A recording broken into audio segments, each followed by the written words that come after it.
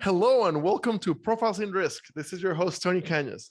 Today I have with me Aaron Mikulsky. Perfect. Aaron, thank you for joining me today. How's it going? Awesome. Thanks for having me, Tony. I'm excited to have a great conversation today.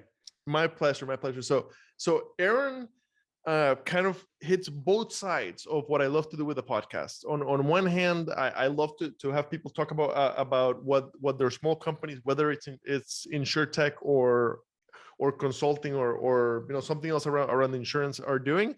And also, Aaron had a long and great career in the insurance space. I also love to have people who have had side careers, because my heart is very much on the carrier side. So thank you so much for joining me today. So Aaron, your last kind of corporate role at a very traditional, no, not very, at a traditional insurance carrier. I don't mean that they're particularly more traditional than normal, but insurance, not insurtech. At a traditional insurance carrier, you your last role, you were at the SVP level, and you created an operational excellence team. Um, how did you do that? What methodologies, what philosophies did you employ in the creation of that team?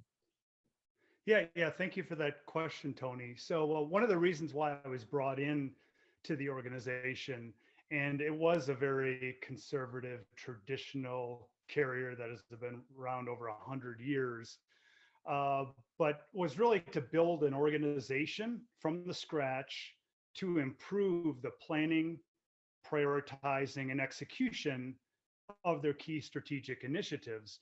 And during the interview process, the CEO told me that the organization historically did not do a very good job of those things and wanted to create kind of a disciplined approach of that and create common language within the organization. So I built what I called an operational excellence team from the ground up. I decided, based on my background, to utilize the Six Sigma and Lean tools, and I'll can touch upon those in a second for people that aren't familiar. And really, then we trained the best and the brightest within the organization. So worked with all the different business units, identified the high performers, high potential people that had an interest in learning a new skill set to be more effective problem solvers, project leaders, just business people. And upon training them, they were all given a project. So it wasn't just training for the sake of training. It was training to try to improve processes, policies, procedures in the different business areas. So once they're trained, gain experience in the project management realm, as well as gain the confidence of doing that. Because for a lot of people, they had zero experience and exposure to that, and even leading teams. Many of them subsequently went on to expanded roles, gotten promoted, and we saw how this approach was very successful, and a lot of the results and the financial gains just started to build upon one another. And then the culture started to change over time as well. So Six Sigma, for those listening and watching who are unfamiliar, is really just a customer focused, data driven problem solving methodology. That's all that it is. So it's about improving processes and improving quality. Lean is really a great complement to that. It's taking out the non-value added steps and activities and improving the efficiencies. So what I always like to say is, let's first lean out the processes and then refine it and improve the efficiency or the quality of that using the various Six Sigma tools. So combining the two disciplines is a really powerful approach. And then creating that active learning when you start training people and having this just become part of the normal discipline is really exciting for an organization to see how that culture changes. But you're really using a statistical tool set. So, that many of your guests that you've had on talk about AI and predictive analytics and big data. And well, those are all the new names you're putting on this stuff. But when Six Sigma was founded back in the 80s, they're basically just using statistical tools to solve problems, to test hypotheses and create efficiencies and quality within their business discipline. So, within the data and analytics domain, this is really pretty much doing the same thing. It's just more at the grassroots level. One important element too that I want to mention is we felt that it was really important to include in the training a change management component to that, because as we all know, we've all at some points in our career have had change forced upon us, and no one likes that. And I've learned the hard way, stumbling many times throughout my career, and thinking that, well, I can just, the numbers speak for themselves, and I can just show why we need to change. And yet we know that it's absolutely critical to include those who are going to be impacted in the change within the process early on, and then getting them ready and preparing them for the change. So, we used an ADKAR, it's called the ADKAR methodology, just because, and I like that. There's so many great change methodologies out there, and I think some are way more complicated than need be. But I just, ADKAR resonated with me, and that really has helped with the projects too, to make sure that once the change is implemented, that they stick, and that we sustain the gains from these projects, and you don't resort back to kind of the old ways of doing things that were comfortable. And then just the last thing I'll mention, because it does tie in kind of information technology, is a few years after we launched the operational excellence team and completed a lot of very beneficial projects to the organization, we brought in a new CIO, and we started adapting the agile development approach. And there's a lot of people in the IT world and the business world now that are using this rather frequently to become more nimble in how they develop products and address the customer experience challenges. So, that's just really an iterative way to manage projects and develop software. But it's really about creating cross-functional teams and developing value along the way, not just waiting until the end that the project's complete holistically. And it's really looking at that customer journey from an end-to-end perspective, that whole life cycle, assigning ownership to the process, to the product, and really creating that accountability at the end. So you think about Lean, Six Sigma, Agile, they're not competing methodologies at all.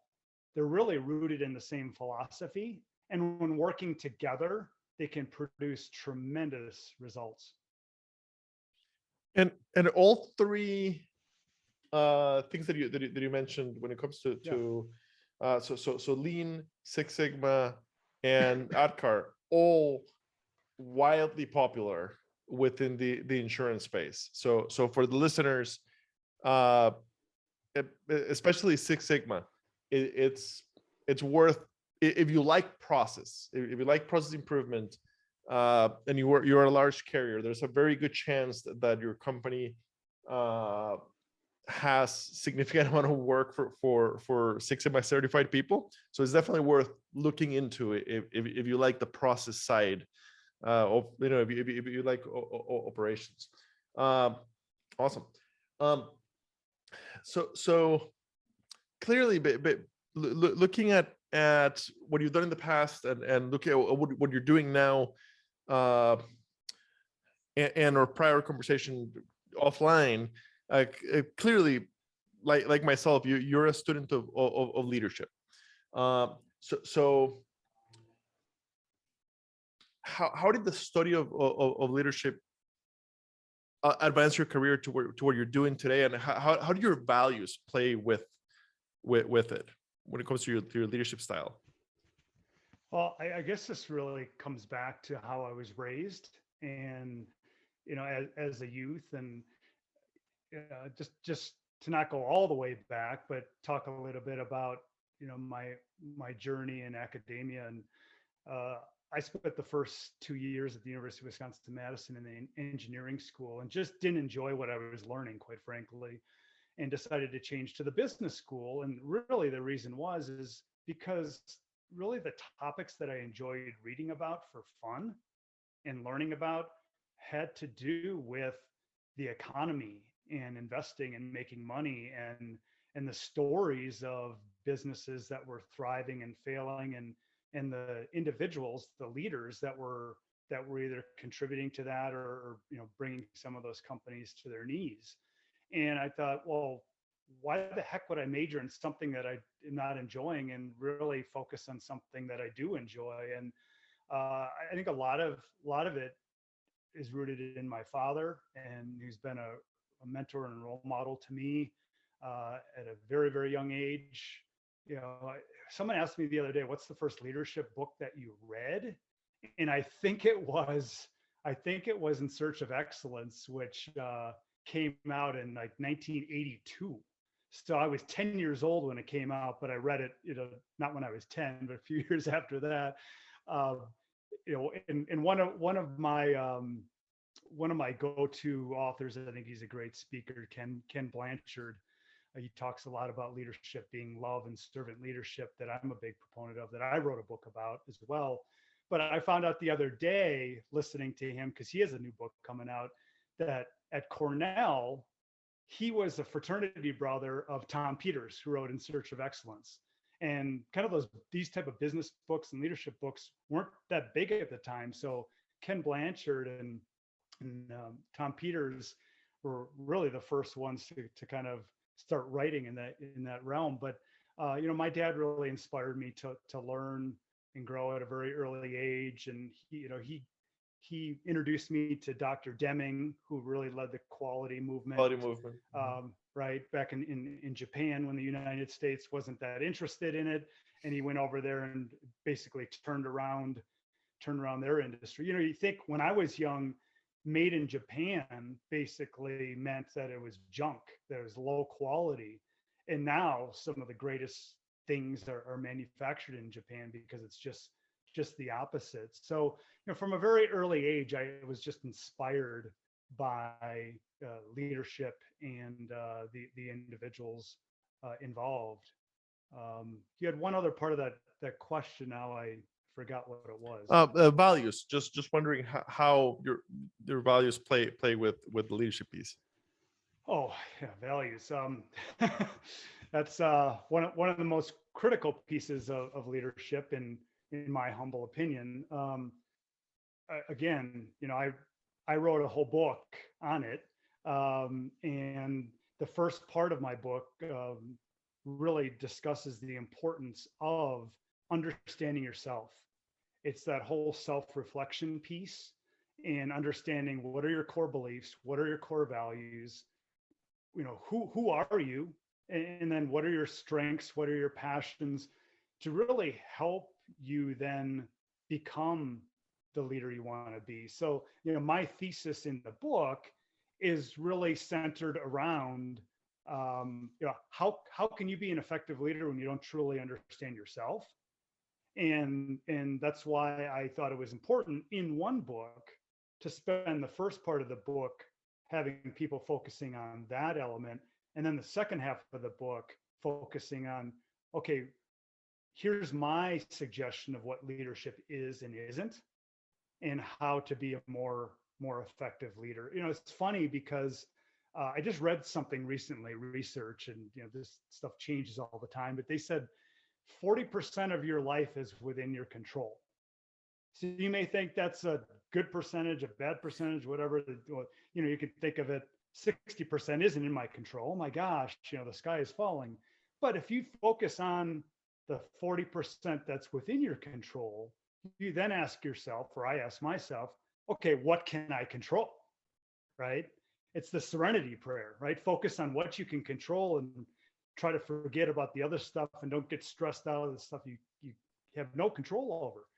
But you can control your character, right? You create your character by the decisions you make each and every day. You can control and you determine your own attitude, how you react to life that's happening around you. You don't have control with what other people think and what other people say, and the economy and the weather and these things. Maybe we're going to be able to control the weather someday. I don't know. We try, or the Fed tries, and monetary policy to control the economy, right? But for the most part, as individuals, we don't control a lot of things in life, but we can control how we react to it. We can control the choices that we make. I always make the argument when people say, you need to manage your time better. Like you're disorganized and your priorities aren't straight. You need to manage your time better. And I'll say, you can't manage time. Who can manage time? Right? That's impossible. But you can determine how you spend your time. I call that choice management. So, if you focus on some of those things that you can control and forget about the things that you have no control over, it's so important. And really, when it comes back to character again too, and I talk about this at the end of my book with 2 mantras I want to leave people with. It's really living the golden rule. And I am a Christian, but the golden rule, you read all the major religions in the world, and it permeates throughout. That's not just a Christian value, but I would say that we don't all want to be treated exactly the same, right? We all want, many of us want to be treated a little bit differently or more sensitive than others, what have you. But there's core things in which we all do want to be treated the same. Don't we all want to be treated with dignity? Don't we all want to be treated with respect? Don't we all want to be appreciated for our efforts and acknowledged when we do good things? Those are just core elements. And if we could hold ourselves accountable for living the golden rule every day and hold others accountable for that, and boy, this world would be a completely different place. So, we really have to think about leadership as rooted in faith and not fear. And it has to be true to our values and really helping others find it. That is true leadership to me. It's really being of service instead of being served. And so I think you've talked about your first book. What's the title of the book? What is the title of my first book? Yeah. So it's Love to Lead, which is the name of my management and leadership consulting business as well. Actually, I have it right here. I could show it. I don't know if you can read it. No, it looks wonderful. So my goal of this book was to cut through a lot of the noise, and I already talked about many different elements of it, but something that you could put in your backpack, your briefcase, your purse, and on a short business trip or short flight, you could read it cover to cover. I tried to not be overly verbose with the examples or get too personal, but weave it in with a ton of different learnings that I've acquired over the last 2 to 3 decades of reading this stuff. And I encourage people to pick it up and give it a try. And a lot of people have given me really good feedback on it. And I don't make a dime on it. 100% of the proceeds go to fight cancer. It's kind of a memorial, a gift for my mom, who passed away during COVID, and it's really to help fight cancer. So it's really a labor. Yeah, it's really a labor of love. And so that's my first book. My second book is, man, I've been working on that for the last year, and that should be out probably in the next 30 days, I hope. We just completed working with the publisher on the cover design, and excited for that one to come out too. So are you able to talk about the second book? Sure. Yeah, Yeah. I could talk about the second book. So the second book is I just think that the story of the second book is really interesting. And I tell a story in the beginning of the book, and many of those that have been a part of this journey, I think, are going to really find this book really meaningful to them. So this book is called Monday Motivation, or Monday Mo, and it's really a consolidation of weekly Monday Mo emails that I had written over the course of about 6.5 years at my last company.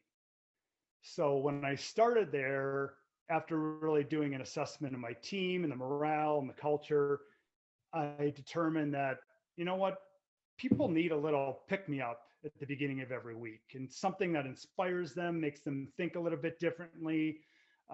So I just started posting these emails every Monday. They would go out, or sometimes Sunday or Saturday. I typically write them, over the weekend, and then publish them at the beginning of each week. So the first one I published was July 21st, 2014. So shortly after I joined the firm, and I published them every single week. I never missed a week until Groundhog's Day in 2021, when I left the firm. And unlike many books that you have to really start from the beginning and read through, this book could be read in any order. You basically just pick it up and go and read any Mo. They're typically a page or less. Some are a little bit longer, but you select a topic, read as many as you like, and they're organized. So I took them all and I organized them by theme. And I actually, continue that tradition today in writing weekly blog posts on my website, and I'm sure you could give that out at the end of Yep, this, or I'll show notes or definitely something. include it in the show notes. Yeah, so it's fun. It's all over the board. It's things that I read at the time. Sometimes people would say, "Hey, Aaron, could you write on this topic or that topic?" But there's different people I profiled throughout, or stories like when Prince died, when David Bowie died, when Robin Williams died. It's just some of my favorite people. I just wrote a Monday Mo about their life or how they inspired me. Some political figures and sports figures. I wrote one on Steve Kerr and Martin Luther King, and Jim Thorpe, Muhammad Ali, Bill Russell, Bob Gibson, Yogi Berra. So it's not just sports or music or politics. It's kind of really all over the board. But I think if you like any of those names that I just mentioned, you may like some of these. Excellent. So tell me about your company, Love to Lead Consulting Services. By the way, I love the name. I in business, we kind of shy away from the word love, and I think that it's a very powerful word, and I don't think we should shy away from it, because I do think that the best leadership comes from loving what you do, and from loving the people that you're serving. So what does a consulting company do? Yeah, so love to lead. Some people call it L2 for short. Is really my leadership development and management consulting company, and it really specializes in 4 areas. So I do the one-on-one coaching. So I do executive coaching. I also do C-level, teams, but I will also do team leadership development and team training on leadership. I also will work with teams on strategy development, implementation. So facilitating their new strategy, but then also execute the strategy. And then the last is creating innovative cultures in that change management execution that I really learned and cut my teeth on the Six Sigma and Lean Six Sigma in the Agile world. So really, those are the 4 key areas that I focus on. And people ask me. So I'm talking to people now. The first year, I didn't spend a nickel or any effort on any marketing or just, it's just word of mouth and, referral type business. But now I'm just starting to build my pipeline and get more serious about it. And I'm talking to people I've never met before, and they say, well, so why you, or what's your unique value proposition, right? That's the famous, the marketing term, the UVP. So really what I think sets myself apart is I really want it to be pragmatic, but I want to blend the pragmatic with using like the latest of behavioral sciences and insights. And, I love to read about all that stuff. So I really want to make it current and relevant. But then providing new sites that people can use, right? And I really want to inspire action and goal success. So I just don't want to be overly philosophical or preachy, which, a lot of us can be at times. But I really want to give people things that they could use very quickly.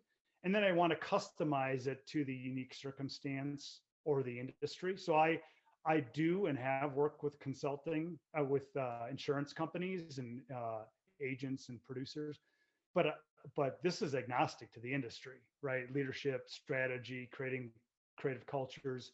But you're not going to just get a template for me like a lot of consulting firms. They'll just they'll tweak their template, and then that's pretty much what they use from client to client. And then I do believe, and I know I believe I provide a superior value compared to a lot of the big name firms. Because I've worked with all the big name firms on the other side as a client, and I've seen the value that they've provided and the cost. And you'd be amazed at what people pay for pretty PowerPoint presentations. And then really the last thing is having access to me during times of emergencies, or there's a sense of urgency there. I view myself as a trusted advisor and partner who truly cares about people's success. So a lot of my clients right now are in that one-on-one executive coaching area. So, they have my cell phone, they can text me, they can email, they can call me if something critical comes up. And a lot of other outfits, they wouldn't allow that. The large consulting firms, yeah, they're fairly commonly used within insurance, and it what I've seen, and I've never been the buyer, and I did not work for a consulting firm, but just kind of like in casual conversation with people who have used them, it seems that often when you bring in a big consulting firm, it's not the product that you're buying. It's the backing, basically. Like, you already know what you want to do by getting them to say it. Now you can convince the board to support you on it. So yeah, it's a very different model than like bringing in somebody to actually help you figure out how to do it or how to do it better. So when it comes to one-on-one executive coaching,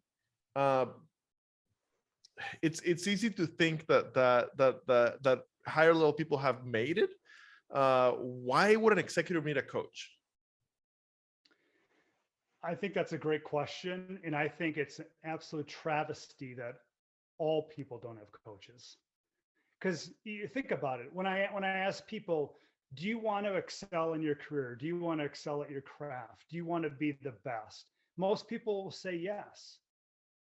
But when I really ask them, are they willing to work for it, and how much time they're going to put into it in study and practice, then you see where those two things aren't connected, right? So I always use the analogy back when Tiger Woods was the best golfer in the world, because he was for so long, and right, he's this phenomenon. And I always ask people who are big golfers, and like, wouldn't you love to be as good as Tiger Woods golfing? And they're like, yeah, but are you willing to work as hard as Tiger Woods? No one was, right? So Tiger Woods, as good as he was, even at his prime, he didn't have a coach. He had several coaches.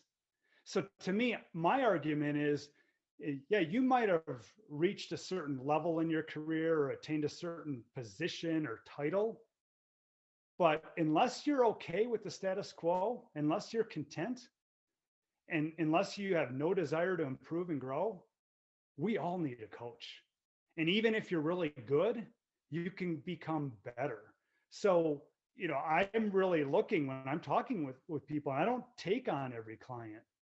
If they don't have a growth mindset, and if they don't have the humility that they truly want to grow and develop and improve, and want an objective third party perspective, and want someone to ask them tough questions, and an accountability partner, which I will be, I don't know if I want to work for them, because quite frankly, yeah, I may be getting paid, but they're not going to get what they want out of it.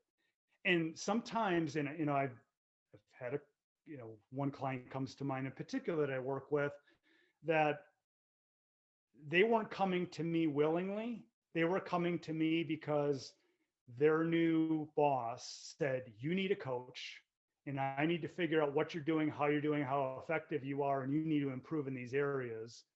So he was doing it because he was told he needed to do it. Yet he thought that he was just fine. He thought he was a great leader.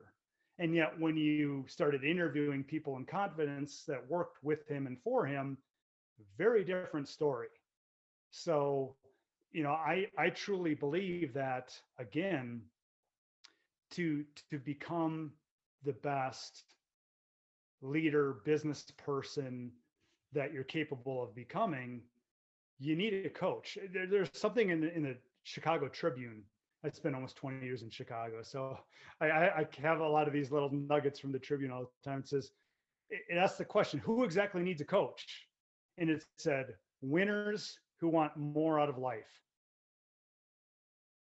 So I think that was pretty simple, right? If you want to be a winner who wants more out of life, you probably need a coach. But most people don't want to make the commitment financially, their time. They'll tell you they don't have time, but they may know they need to change. But the best way to do that is to hire a coach. It's the same thing, right? We're still in New Year's resolution season for many people. I think 90% of the people have already dropped out. Right. Yeah. Most people have dropped out already. But one of the number one things that people say they want to do for the New Year's resolution is they want to lose weight, they want to work out more, they want to stop smoking. So it's kind of those healthy lifestyle things. That's a very common thing. Well, most people know they don't have enough self-discipline to go to the gym or work out on their own. So what do? They spend money and hire a personal trainer. And a lot of people succeed hiring a personal trainer because, again, it's someone teaching them how to do the right things and the right days in the right order at the right intensity and the right variety, and they're holding them accountable, right? You're not going to generally miss a training session because you paid for it.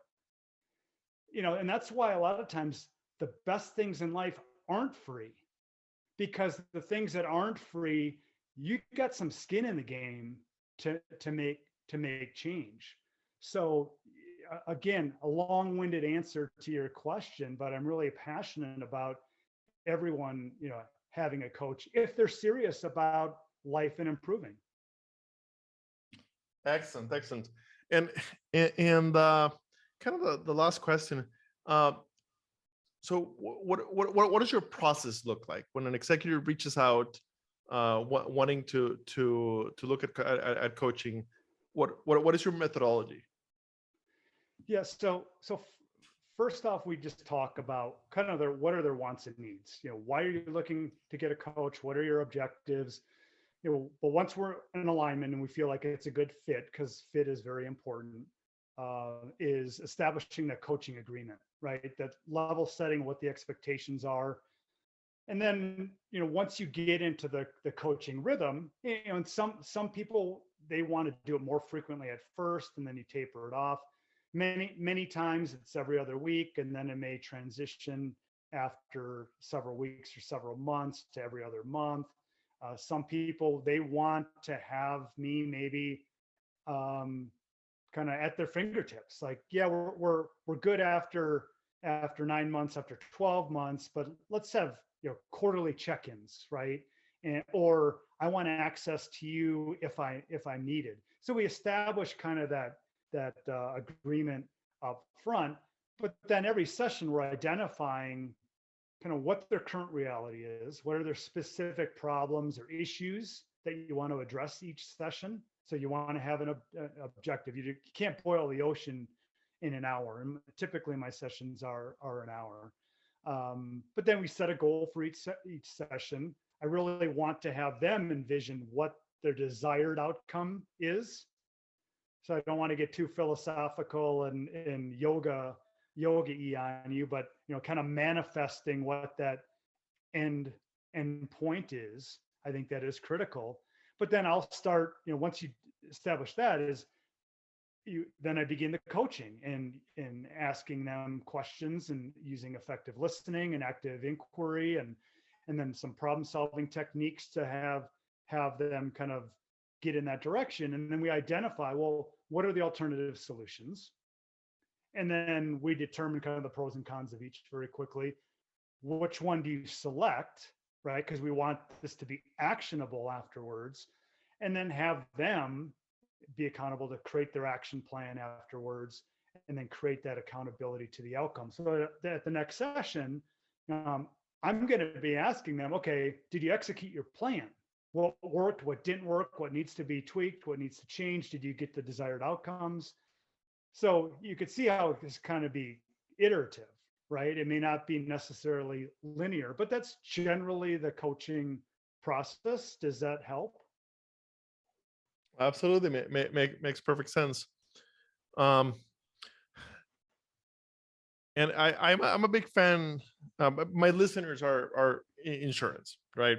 So I am a big fan that you come from the industry, that you get the idiosyncrasies of our industry, how slow carriers can be, and how much work still needs to be done in our industry. So I'm a big fan of coaches that come from our industry and understand how different of a business it is from most.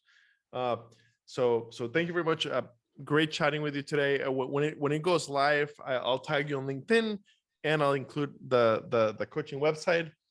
But yeah, it's been fun.